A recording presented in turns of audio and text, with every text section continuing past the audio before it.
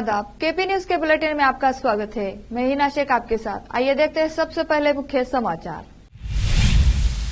कावेरी जल विवाद के चलते बेंगलुरु में आज और शुक्रवार को पूरा राज्य बंद। मुख्यमंत्री बोले बीजेपी कर रही राजनीति। बीजेपी राम मंदिर में धमाका कर मुस्लिमों पर लगा देगी आरोप। कर्नाटक के कांग्रेस विधायक BR पाटिल का आरोप। मचा बवाल।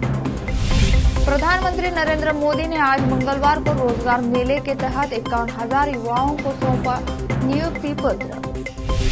कांग्रेस काल में बीमारू राज्य बन गया था मध्य प्रदेश, हमने मिटाया वो कलंक। मुख्यमंत्री शिवराज सिंह चौहान ने यह बात कही। सुप्रीम कोर्ट ने पेश की एक और मिसाल। पहली बार मूक बधिर वकील ने कोर्ट में की बहस। दुभाषियों की मदद से दलीलों को सुनकर सभी हुए हैरान।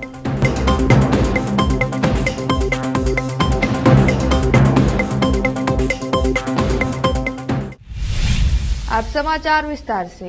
कर्नाटक और तमिलनाडु के बीच कावेरी जल विवाद के चलते 2 दिनों के बंद की योजना बनाई गई है। हालांकि बेंगलुरु में विरोध करने वाले 2 समूहों में भी विवाद के चलते मंगलवार 26 सितंबर और शुक्रवार 29 सितंबर को बंद का आह्वान किया गया है। इसमें से टैक्सी ड्राइवर्स और होटल मालिकों सहित कई एसोसिएशन ने बंद का समर्थन वापस ले लिया है, लेकिन स्कूल बंद रहेंगे। विधान परिषद सदस्य एवं पूर्व मुख्यमंत्री जगदीश शेट्टर ने कहा कि कावेरी मुद्दा को राज्यों के बीच का मामला है। इसे हल करने के लिए देश के प्रमुख प्रधानमंत्री से हस्तक्षेप करने का अनुरोध किया जा सकता है। समस्या को हल करने के लिए ऐसी एक कोशिश की जा सकती है। हुबली में पत्रकारों से बातचीत करते हुए शेट्टर ने कहा कि राज्य सरकार को कावेरी मुद्दे का समाधान करना चाहिए कहना सही नहीं है। इसमें राज्य के 28 सांसदों की भूमिका भी शामिल है। पार्टी और संप्रदाय से हटकर सभी को एक साथ आना चाहिए और मिलकर काम करना चाहिए। उन्होंने कहा कि हमसे पूछकर क्या पानी छोड़ा है, कहकर पूछने वालों को सोचना चाहिए कि अगर वे सत्ता में होते तो क्या करते। जब मैं मुख्यमंत्री था तो मुझे ऐसी कठिनाई का सामना करना पड़ा था। इसे राजनीतिक तौर पर नहीं लेकर समस्या को दूसरे तरीके से सुलझाने की जरूरत है। कर्नाटक के कांग्रेस विधायक BR पाटिल ने बीजेपी की आलोचना करते हुए कुछ ऐसा कह दिया है जिस पर बवाल मच गया है। उन्होंने कहा कि इस बात की पूरी संभावना है कि बीजेपी राम मंदिर में धमाका करवा दे और फिर इसका आरोप मुस्लिम समुदाय पर लगा दे। बीजेपी आने वाले लोकसभा चुनाव में हिंदू वोटों को हासिल करने के खातिर ऐसा कर सकती है। उन्हें इस बयान पर कर्नाटक की राजनीति गरमा सकती है। इंडिया टुडे की रिपोर्ट के मुताबिक कर्नाटक बीजेपी के जरिए सोशल मीडिया प्लेटफॉर्म X पर एक वीडियो शेयर किया गया है। इस वीडियो में कांग्रेस नेता को कहते हुए सुना जा सकता है कि इस बात की संभावना है कि मोदी को अपना अगला लोकसभा चुनाव जितवाने के लिए बीजेपी राम मंदिर पर बमबारी करेगी। फिर इसका दोष मुसलमानों पर मढ़ा जाएगा और हिंदुओं को एकजुट किया जाएगा। हालांकि ये भी साफ नहीं है कि पाटिल ने सच में ऐसा कहा है या नहीं। ಮೋದಿ ಮುಂದಿನ ಲೋಕಸಭಾ ಚುನಾವಣೆ ಗೆಲ್ಲುವುದಕ್ಕೆ ರಾಮ ಮಂದಿರ ಮೇಲೆ ತಾವೇ ಬಾಂಬ್ ಹಾಕಿ ಮುಸಲ್ಮಾನರ ಮೇಲೆ ಆರೋಪ ಹೊರಿಸಿ ಹಿಂದೂಗಳ ಒಗ್ಗಟ್ಟುಗೂಡಿಸಿ ಮತ್ತೆ ಚುನಾವಣೆ ಗೆಲ್ಲುವಂತ ಸಾಧ್ಯತೆಗಳು ಇದಾವೆ। ಅವರು ಇದಕ್ಕೂ ಕೂಡ ಹೆಸರು। तेलंगाना बीजेपी के वरिष्ठ नेता और सेंट्रल वक्फ काउंसिल के पूर्व सदस्य हनीफ अली का निधन हो गया है। हनीफ अली भाजपा के प्राचीन अल्पसंख्यक मोर्चे के नेताओं में से एक थे। वह संयुक्त राज्य आंध्र प्रदेश के भाजपा अल्पसंख्यक मोर्चे के प्रदेश अध्यक्ष रह चुके हैं। हनीफ अली के निधन पर पूर्व केंद्रीय मंत्री मुख्तार अब्बास नकवी ने दुख व्यक्त किया है। अंतिम संस्कार की प्रार्थना शाम 5:30 बजे अलावा सरथोक में की गई और तदफीन दायरा हजरत मोमिन में की गई। प्रधानमंत्री नरेंद्र मोदी ने मंगलवार को वीडियो कॉन्फ्रेंस के जरिए रोजगार मेले के तहत सरकारी विभागों और संगठनों में नए भर्ती हुए 51,000 कर्मचारियों को नियुक्ति पत्र दिया। इस अवसर पर प्रधानमंत्री ने इन नियुक्त लोगों को संबोधित करते हुए कहा कि आज जिन अभ्यर्थियों को सरकारी सेवा के नियुक्ति पत्र मिले हैं उन सभी को बधाई। आप सभी ने कड़े परिश्रम के बाद यह सफलता हासिल की है। आपके चयन लाखों अभ्यर्थियों के बीच से किया गया है। प्रधानमंत्री नरेंद्र मोदी ने कहा कि नारी शक्ति वंदन अधिनियम के रूप में देश की आधी आबादी को बहुत बड़ी ताकत मिली है। 30 वर्षों से महिला आरक्षण बिल का विषय लंबित था, वह अब रिकॉर्ड वोट के साथ दोनों सदनों से पास हुआ है। यह निर्णय देश की नई संसद के पहले सत्र में हुआ। नई संसद में देश के नए भविष्य की शुरुआत हुई। भारत की बेटियां स्पेस से स्पॉट तक अनेक नए कीर्तिमान बना रही है। अब लेते हैं छोटा सा ब्रेक।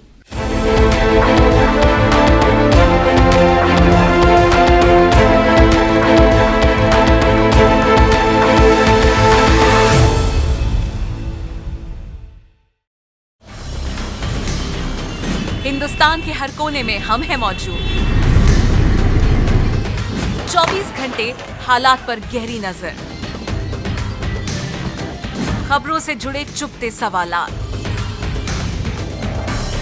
और आपको दिखाता है धार्मिक, सामाजिक, राजनीतिक, लोकल और इंटरनेशनल न्यूज की सबसे बेहतर कवरेज, जो आपको रखती है हर पल बाखबर। देश और दुनिया भर की खबर के लिए देखते रहें केपी न्यूज 24/7।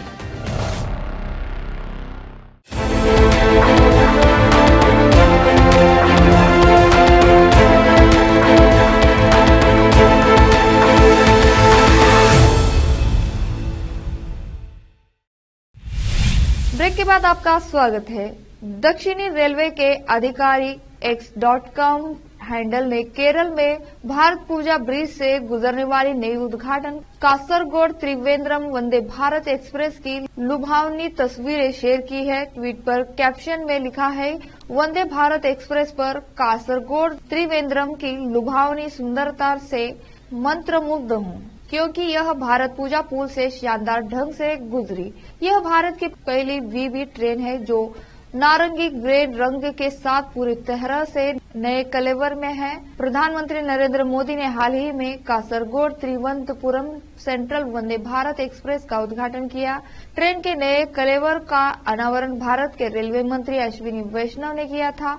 रेल मंत्री ने कहा कि यह केसरिया रंग तिरंगे से प्रेरित है।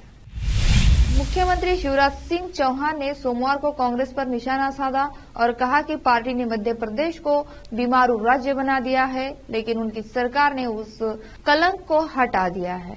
सीएम चौहान ने सोमवार को राज्य की राजधानी भोपाल के जम्बूरी मैदान में बीजेपी कार्यकर्ताओं के एक विशाल सभा कार्यकर्ता महाकुंभ को संबोधित करते हुए यह टिप्पणी की। सीएम शिवराज ने कहा, हमने मध्य प्रदेश में बहुत काम किया। कांग्रेस के उस काले दौरे को याद करें जब कांग्रेस ने मध्य प्रदेश को बीमारू राज्य बना दिया था। हमने बीमारू के उस कलंक को हटा दिया है। कांग्रेस शासन के दौरान केवल 60,000 लोग हुआ करते थे।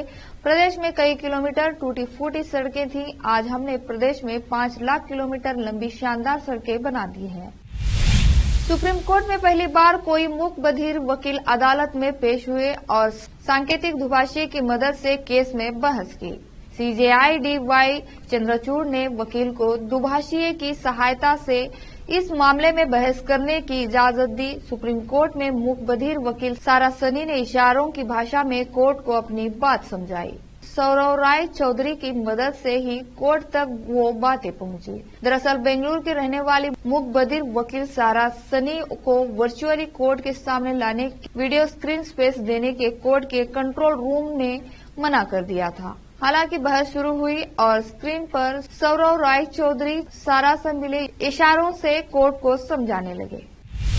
बिहार के मुजफ्फरपुर की रहने वाली निभा पाठक प्रधानमंत्री नरेंद्र मोदी की बड़ी प्रशंसक है। वह पीएम को उनके बर्थडे का गिफ्ट देना चाहती है। इसके लिए निभा और उनकी सहयोगियों ने अपनी जमा पूंजी से एक बाइक खरीदी है। अब इस गिफ्ट को पीएम तक पहुंचाने के लिए पीएमओ से संपर्क कर रही है। चौंकाने वाली बात यह है कि निभा का किसी भी राजनीतिक दल से कोई ताल्लुक नहीं है। निभा पाठक ने बताया कि पीएम मोदी के लिए कार और बाइक कोई बड़ी बात नहीं है, लेकिन वह बाइक देकर उनके प्रति अपना श्रद्धा जताना चाहती है। साथ ही बताया कि प्रधानमंत्री देश के लिए इतना कुछ करते हैं, देश के हर व्यक्ति की चिंता के साथ खासकर महिलाओं के चिंता करते हैं। ऐसे में उन्होंने पीएम मोदी को कुछ गिफ्ट करने का फैसला किया। इस दौरान बाइक खरीदने का आइडिया आया और उन्होंने बाइक खरीद भी ली। अब इसे पीएम तक पहुंचाना चाहती है। निभा ने पीएमओ को एक पत्र भी लिखा है। इस पत्र में निभा ने प्रधानमंत्री से अनुरोध किया है कि उनके गिफ्ट को स्वीकार किया जाए। साथ ही बताया कि पीएम मोदी के लिए बाइक खरीद ली है तो उन्हें देकर ही मानेंगी। अब लेते हैं छोटा सा ब्रेक।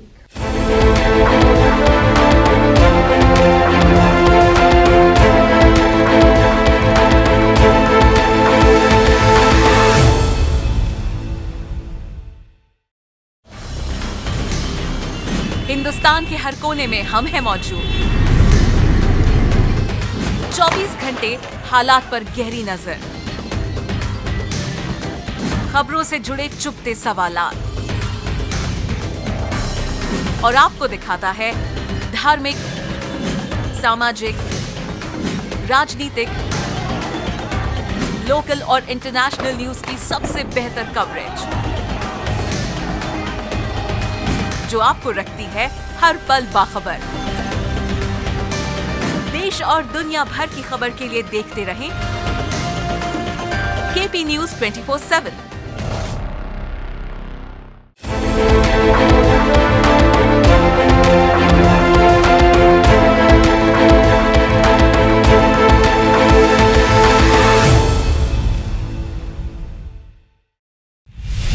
ब्रेक के बाद आपका स्वागत है। पूर्व प्रधानमंत्री मनमोहन सिंह का आज जन्मदिन है। आज ही के दिन 1932 में पाकिस्तान के पंजाब प्रांत में एक सिख परिवार में मनमोहन सिंह का जन्म हुआ था। मनमोहन सिंह ने देश की दिशा और दशा तय करने में अहम योगदान दिया है। उनके हिस्से कामयाबियों के कई तमगे हैं। आज वो 51 साल के हो गए। एक अर्थशास्त्री बिना किसी राजनीतिक पृष्ठभूमि के प्रधानमंत्री के पद पर बैठा। उसकी दूरदृष्टि की वजह से ही भारत जैसा विकासशील देश विकसित देशों की दिशा में एक कदम नजदीक आ गया।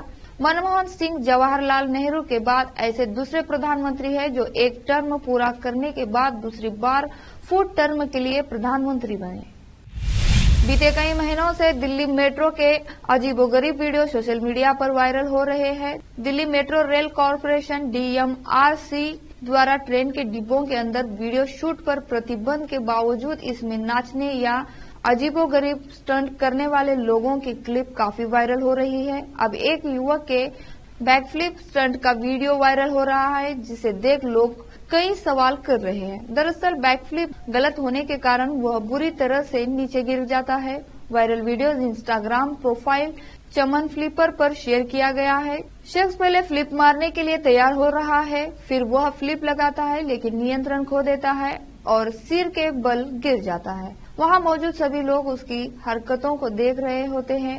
उन्होंने पोस्ट शेयर करते हुए लिखा, मेट्रो में चोट लग गई। आखिर में फिर से देखते हैं मुख्य समाचार। कावेरी जल विवाद के चलते बेंगलुरु में आज और शुक्रवार को पूरा राज्य बंद। मुख्यमंत्री बोले बीजेपी कर रही राजनीति।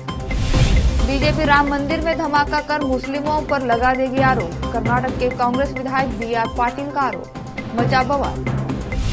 प्रधानमंत्री नरेंद्र मोदी ने आज मंगलवार को रोजगार मेले के तहत 51,000 युवाओं को सौंपा नियुक्ति पत्र।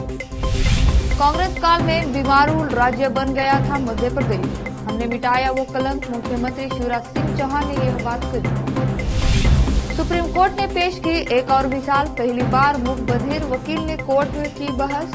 दुभाषियों की मदद से दलीलों को सुनकर सभी हुए हैरान।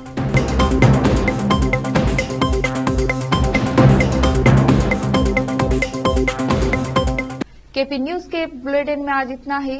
देश और प्रदेश के समाचारों के लिए जुड़े रहे आपके अपने चैनल केपी न्यूज 24/7 से। धन्यवाद।